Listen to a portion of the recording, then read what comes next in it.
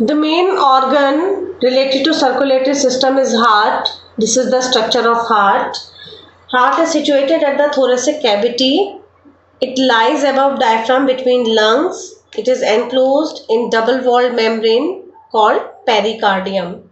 Human heart is made up of four chambers, auricles, two auricles which are upper chambers, ventricles, two ventricles which are lower chambers.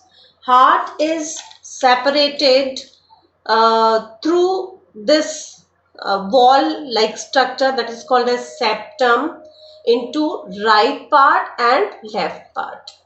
Right part of the heart contain deoxygenated blood and left part of the heart contain oxygenated blood.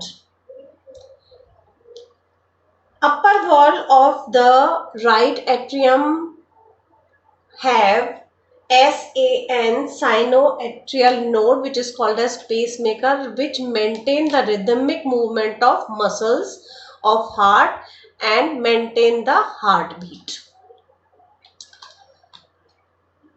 Now, in this structure, aorta is the main artery which leaves the heart, and pulmonary artery we can see this also leaves the heart. Aorta takes the blood to the different parts of the body and pulmonary artery takes the blood to the lungs. It further divides into left or right, which take blood to the left lung and right lung. Then heart collect the blood through vena cava from the all parts of the body, and it collects the blood from the lungs through pulmonary vein. Atrium, and both of the atrium, right and left, both separate from the ventricles through the valves.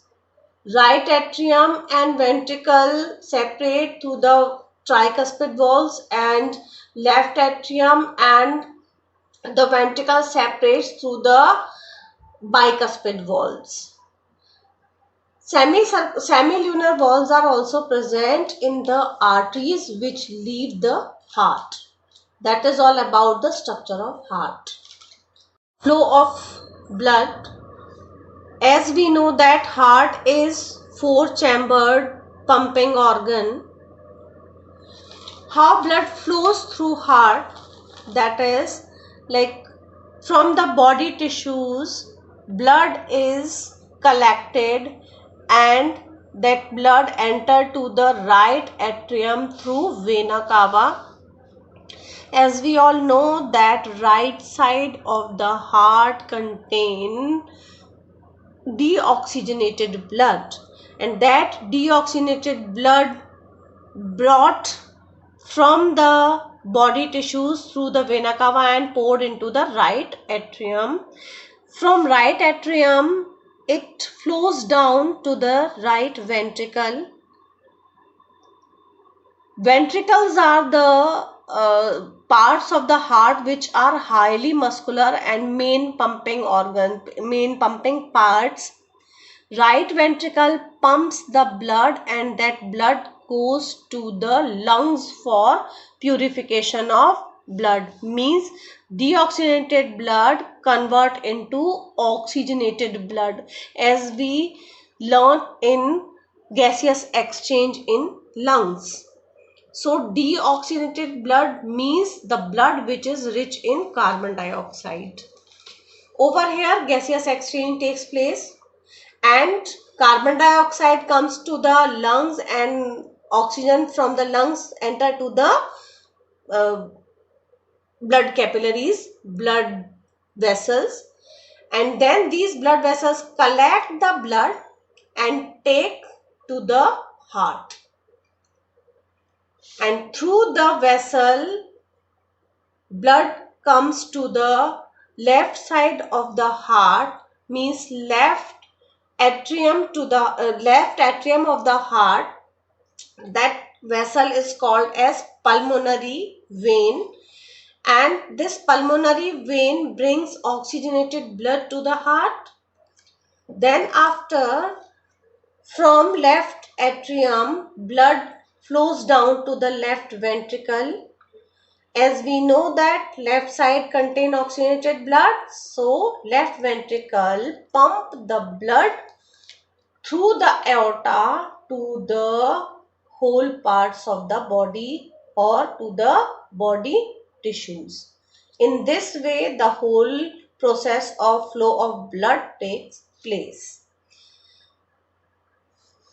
Flow of blood or circulation by heart in human being is called as double circulation, because the deoxygenated blood and oxygenated blood is separated by the help of this septum, and the blood do not mix anywhere in the heart and it flows in the vessels only. So the double circulation, in which pulmonary circulation is maintained by the right portion of the heart, in which the deoxygenated blood is taken to the lungs, and in that way pulmonary circulation, during pulmonary circulation, blood flows to the lungs and from the lungs, and in that way the artery which takes the blood from the heart to the lungs, that is called as pulmonary artery, and the artery which brings the blood from the lungs to the heart, that is called as pulmonary vein. Then systemic circulation.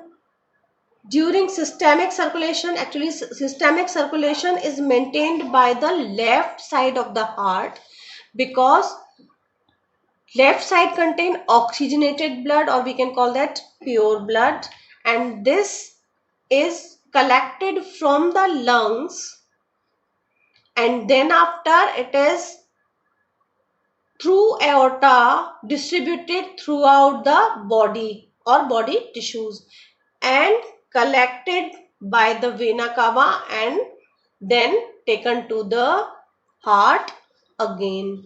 So in that way, in one beat, heart flows twice in the body, so that we call this circulation as double circulation.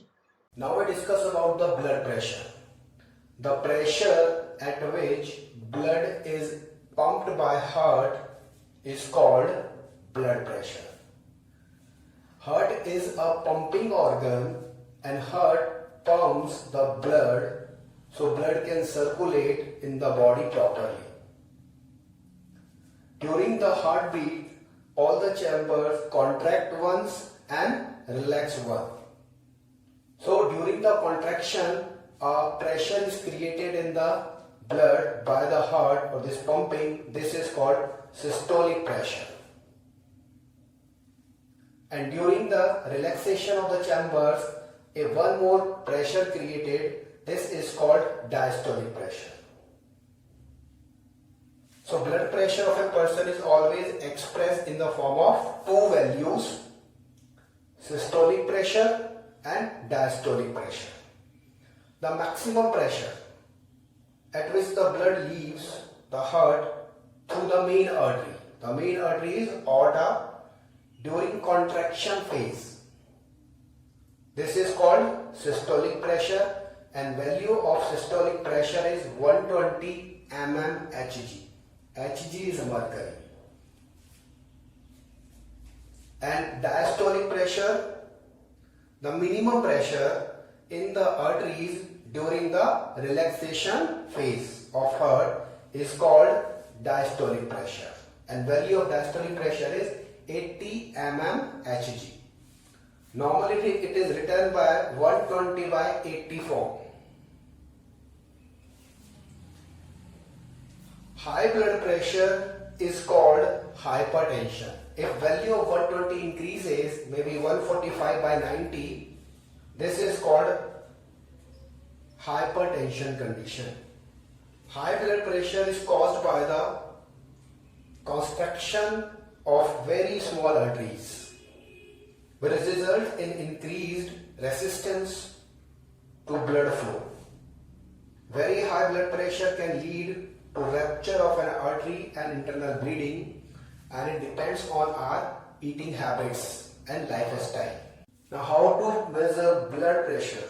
Blood pressure is measured by an instrument. This instrument is called sphygmomanometer. Sphygmomanometer. Have you seen this sphygmomanometer in clinic? Doctor always use this sphygmomanometer to measure blood pressure. Two readings of blood pressure are taken: systolic pressure and diastolic pressure, upper value and lower value.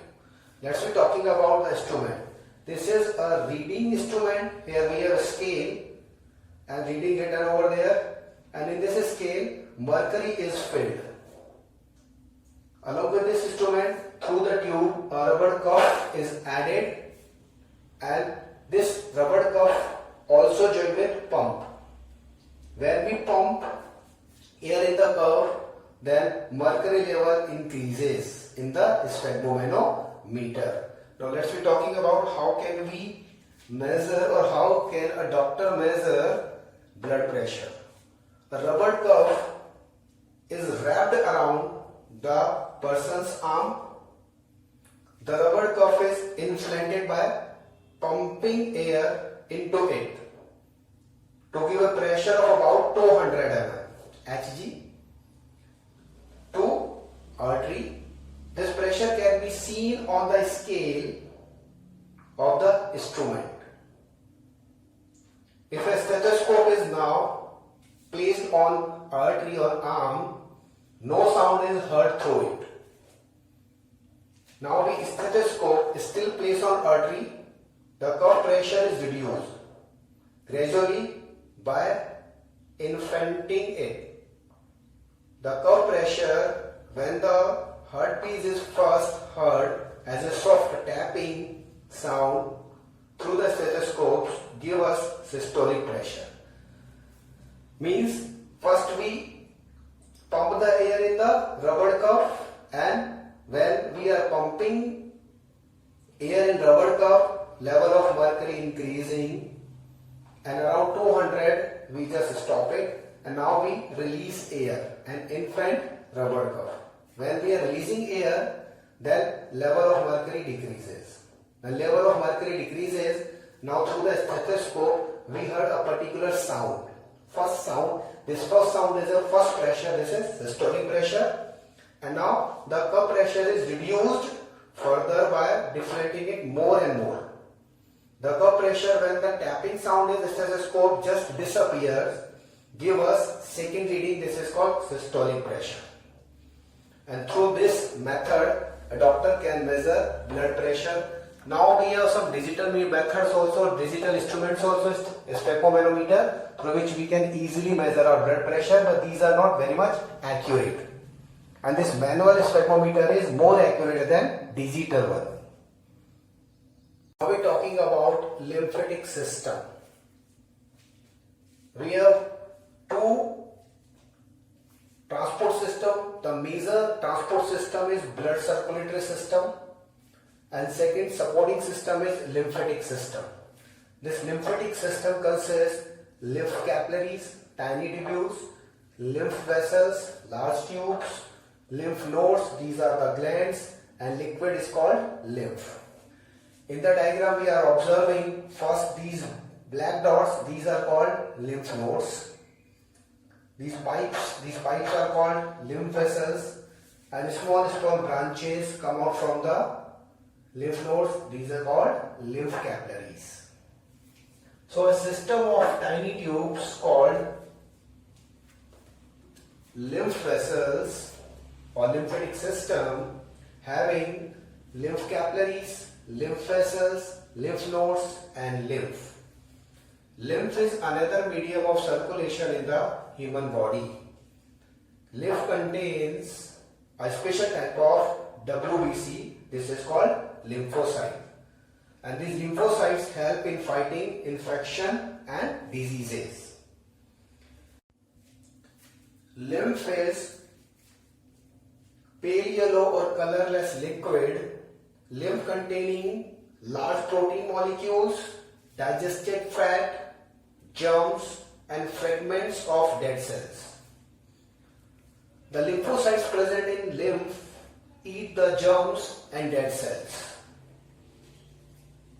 Lymph is also known as tissue fluid because lymph takes fluid in between the tissues and transport this fluid through the lymph vessels to the veins. System of lymph vessels, lymph nodes in the human body which transports the liquid called lymph from the body tissue to the blood circulatory system. This another system is called lymphatic system. Now we're talking about the functions of lymphatic system. First function is nutritive process. Lymph takes part in the nutritive process of body. How? Lymphatic system takes proteins and digested fat from the tissues and pour into the blood. In this way, lymphatic system takes part in nutritive process. Second is protection. Lymph protect the body by killing the germs. Lymphatic system having a specific type of WBC. These WBC is called lymphocytes. And lymphocytes help to kill germs by making antibodies. Third is removal of waste. Lymph helps in removing of waste like fragments of dead cell and other waste materials.